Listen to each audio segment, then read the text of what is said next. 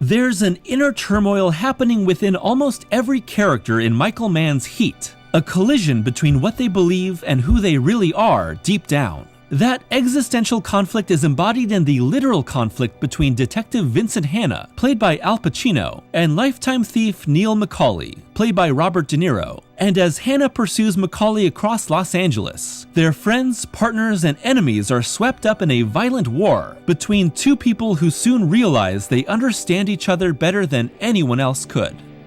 Directed and written by Michael Mann with a central premise inspired by real-life events, Heat lets the director play out some of the most visceral chases and heists in film history, creating moments that imitate and have been imitated by real life. But the pursuit of money and justice isn't just a way to live for its characters. Hanna and McCauley both find meaning in what they go after. In fact, they only find meaning in what they go after, as is evidenced by the lives that crumble around them, highlighting how this seemingly simple, almost monastic focus becomes incredibly destructive when entangled by the relationships and consequences of the complicated real world. While it may be wrapped in incredible shootouts and flashy dialogue, Heat is a film about the irreconcilable differences we all have within us.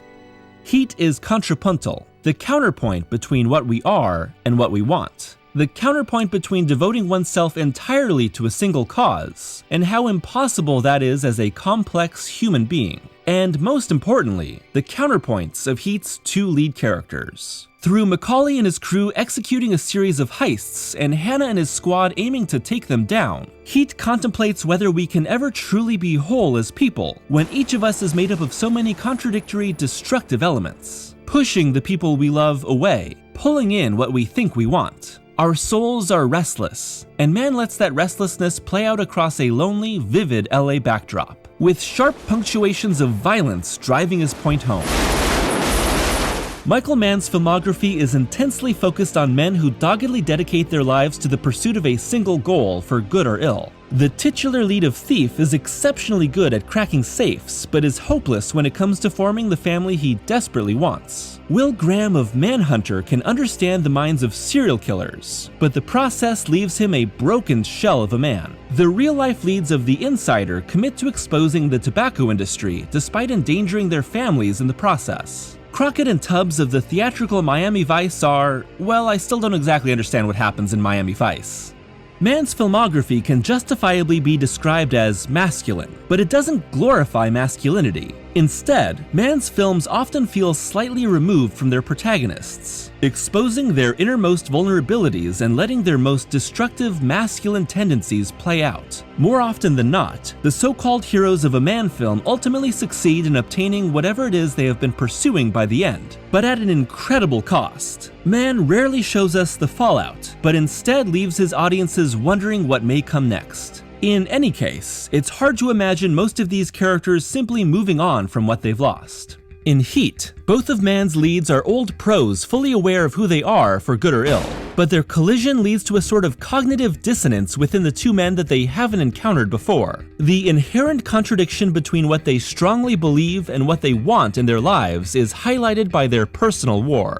There's not an iota of self-deception in Vincent Hanna, nor is there in Neil McCauley, said Mann. They know exactly what's happening inside of them. They know exactly what's going on in their world. Heat compounds this self-awareness with moments where its characters must make crucial choices about their lives, knowing full well what the consequences may be. In those moments rises the full breadth of Heat's cognitive dissonance. These men know who they truly are, and they also know what they truly want. The tragedy is that these two halves are irreconcilable. Our two leads each live their lives by specific codes that enable them to become singularly focused on what they want, no matter how much it may cost them or anyone around them. While they may seem diametrically opposed at first, Heat slowly reveals them to be tightly linked. The result is that Hanna and McCauley share an understanding of one another that they have never had with anyone else. But this code means that one of these men will inevitably kill the other, turning the triumph of attaining their all-consuming goal into a soul-crushing tragedy.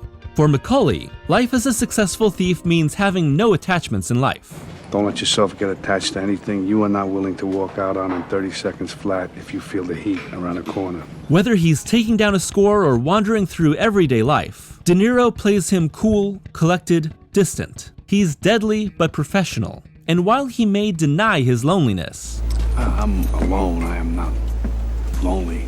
falling in love with Edie shows how much he needs human connection. His betrayal by Van Zandt and vendetta against Waingro compound these suddenly surfacing feelings, until Macaulay is breaking his own rules left and right. For Hannah, life as a successful detective means hanging on to every bit of pain. Because I got to hold on to my angst. I preserve it because I need it. It keeps me sharp, on the edge, where I gotta be. When he's on the job tracking down clues, Pacino plays him huge, animated, but driven. Because she got a great ass. And you got your head all the way up it. At home, he's worn out and miserable, making his wife Justine miserable right alongside him. His pursuit of and connection with the like-minded thief give him something to hold on to as his personal relationships fall apart. He comes alive in the hunt. Heat is sharply divided into two halves that contrast each other due to the shifting relationships between Macaulay and Hannah. The quieter first half sees the two leads slowly circle each other until a peaceful conversation over coffee. We see an acknowledgement of who they fundamentally are. I do what I do best. I take scores. You do what you do best, trying to stop guys like me. A confession of shared struggles. I got a wife. We're passing each other on the downslope of a marriage, my third.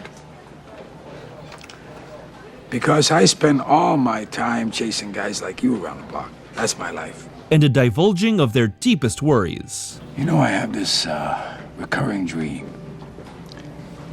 I'm sitting at this big banquet table, and all the victims of all the murders I ever worked are sitting at this table, and they're staring at me with these black eyeballs. The diner conversation is the fulcrum of Heat, the moment our two adversaries meet on a playing field that has been leveled by the first half and fully acknowledge themselves in one another. No guns, no threats, just the facts of who they are and what that means to the other. I am never going back. This leads directly into Heat's second half, where both men fully commit once again to who they are at their core, causing waves of violence to spill out onto the streets of LA. They've gotten pretty intimate, said Mann regarding the diner meeting. You've got Neil giving Vincent, the man who's hunting him, marriage advice. Hannah is meeting the only other person in the universe of the film as tuned in as he is, and that's Macaulay. They're smart, reflective, insightful about each other. Mann's script, which had originally been written in 1979 and turned into the failed TV pilot turned TV movie LA Takedown, I do what I do best. Take down scores. may rest on bank heists and hot pursuits, but it's really about the characters, not the plot. Clocking in at about 170 minutes, depending on the cut, the majority of Heat is devoted to sitting with its characters and observing their internal development. Heat's roving eye is dedicated to far more than Macaulay and Hannah, providing screen time to develop the many caught up in their war. When Macaulay's doomed bank heist starts dropping bodies, the emotional impact combines with the stark, unglamorous depiction of violence to illustrate the true toll of the shootout. Reflecting on the importance of this set piece, Mann said, "An event isn't just an event. It's an event that impacts into the beating heart of real human lives and real circumstances and each person in their human condition. That's the real interest in that, and the passion I had for making the film, because it told the story of all these people and their lives. And those lives, by and large, are a mess." Kilmer's Chris Shaherlis is a worn-out gambling addict and thief whose vices and temper keep him from having a healthy relationship with his wife, despite what he professes. Ashley Judd Charlene clearly cares for Chris and deeply wants a happy life for their family, but their miserable, volatile marriage pushes her into an affair. Tom Sizemore's Michael Chirito is a well-to-do family man, but in all honesty, it's the thrill of the heist that gets him off. Well, you know, for me, the action is the juice. I'm in. Dennis Haysbert's Donald Breeden is trying to walk the straight and narrow as a parolee, but the offer of a bank heist is too much to refuse. Diane Venora's Justine shares brief moments of happiness and passion with Hannah, but it's not enough in the face of how miserable their marriage is most of the time. You don't live with me. You live among the remains of dead people. And Amy Brenneman's Edie may be repulsed by Macaulay's true life as a violent criminal, but she can't deny her feelings for the man. Despite their many different beliefs and relationships, all of these minor characters share a common struggle. What they want and who they are fundamentally in tension with one another. When this tension breaks, people die and lives are destroyed. There are several key moments where this cognitive dissonance pushes both Macaulay and Hannah to make critical choices that lead them toward the film's inevitable, tragic end. Hannah leaves a party with his wife to go to a crime scene, asserting the importance of his job over a moment of happiness and largely solidifying the end of their marriage. After a night together, Macaulay decides to pursue a relationship with Edie despite his no attachments rule. Macaulay and his crew decide to pull a heist, despite all signs pointing to trouble, leading to the deadly shootout that injures Chris and kills Chirito, Breeden, a detective, and countless more. In the aftermath, Macaulay convinces Edie to go on the run with him, further violating his own rule. All I know is there's no point in me going anywhere anymore. It's gonna be alone. Without you. The climactic choice comes as Macaulay and Edie are on their way to the airport when Macaulay discovers where Waingro is hiding. He could simply leave, but Macaulay spontaneously chooses vengeance over making a simple escape. The epiphany occurs in the midst of a silent drive through a tunnel, the sudden, bright light starkly contrasting Mann's typical moody nighttime atmosphere and a reflection of Macaulay's epiphany. The choice made in this moment leads to Macaulay killing Waingro, abandoning Edie in favor of his code, and the final, deadly shootout. Macaulay simply can't resolve the conflict within himself. Meanwhile, Hannah accepts the peaceful dissolution of his marriage to go after Macaulay one last time. If different choices were made, things may have ended in a different manner, but the truth is that there couldn't be another outcome. Macaulay and Hannah are both true to themselves no matter the cost. After being forced to confront their own natures and decide what type of life they want, they reaffirm their ascetic lives and all-consuming goals. You know, it's like you said. All I have is what I'm going after. After expanding and expanding in scope for more than 2 hours, the final act of Heat is one of contraction, slowly closing out the many different stories that have filled this vision of a lonely Los Angeles, until it once again intimately focuses on Macaulay and Hannah, racing through LAX and facing off in a final shootout.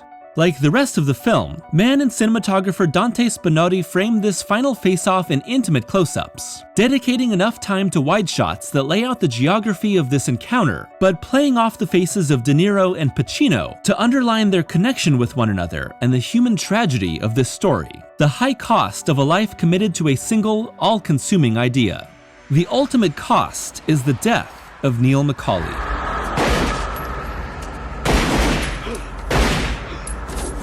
While Macaulay's commitment to his code keeps him from ever fully realizing the life he thought he wanted, Hannah's pursuit of Macaulay briefly put together all the pieces of who he is. But it's the contradiction of all those pieces that causes them to break apart once again. Committing to this life means the death of someone who understood him. I told you I'm never going back.